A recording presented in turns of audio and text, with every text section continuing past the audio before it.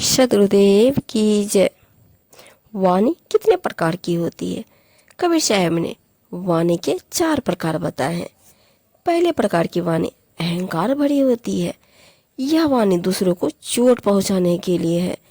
इससे न तो वक्ता को लाभ होता है और न ही श्रोता को।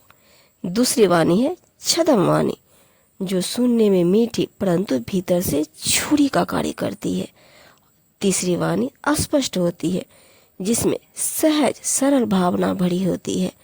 यह वाणी अत्यंत पारदर्शी होती है। और चौथे प्रकार की वाणी को संभाल कर बोला जाता है। इसमें छल नहीं होता, केवल शिष्ट सज्जा होती है। संत इसी महत्ता, शक्ति और शील संपन्न वाणी का प्रयोग करते हैं। शब्दों में आश्चर्यजनक शक्ति होती है।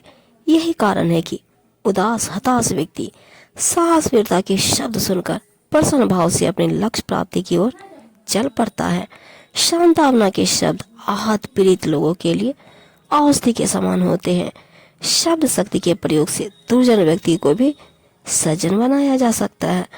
भक्त अपने दीन विनम्र शब्दों में सतगुरु की स्तुति वंदना करता है और सदगुरु अपनी सुधा में इस शब्दवाणी से उसे ज्ञानोपदेश देकर कृतार्थ करते हैं।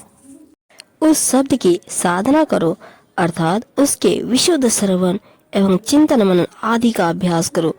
जिस शब्द रूप परमात्मा से सब प्रकट हुए हैं, उस सार शब्द की भली प्रकार ग्रहण कर लो। शब्द उपदेश की महान शक्ति से कोई गुरु होता है और गुरु का शब्द उपदेश श्रवण करके ही कोई शिष्य हुआ है। परंतु सबके कारण स्वरूप शब्द को विरला साधक ही समझ पाता है। जिसे शब्द के मूल सबके भीतर विद्यमान अविनाशी आत्मा स्वरूप की समझ आती है, उस गुरु एवं शिष्य का महात्म्य एक हो जाता है। अर्थात समान सत्य ज्ञान के आधार पर वही शिष्य और वही गुरु हो जाता है। उनमें कोई अंतर नहीं रहता।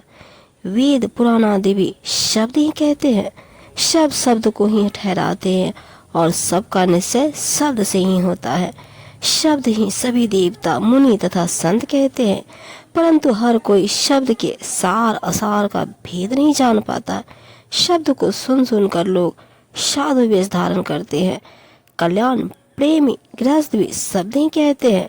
शरदर्शी यानी कि योगी, जंगम, सेवरा, सन्यासी, दरवेश तथा ब्राह्मण भी शब्द ही कहते हैं। वैरागी भी शब्द का ही उपदेश करते हैं। शब्द से ही माया संसार को उत्पन्न करती है। इस प्रकार सब शब्द का ही विस्तार है, अर्थात शब्द का विस्तार रूप संसार है। सतगुरु कबीर साहब जी कहते हैं कि जहाँ से जिसकी सत्ता से शब्द होता है, शब्द के उस मूल का भेद न्यारा है। शब्द द्वारा उस मूल चेतन परम आत्म स्वरूप को समझ लेना चाहिए।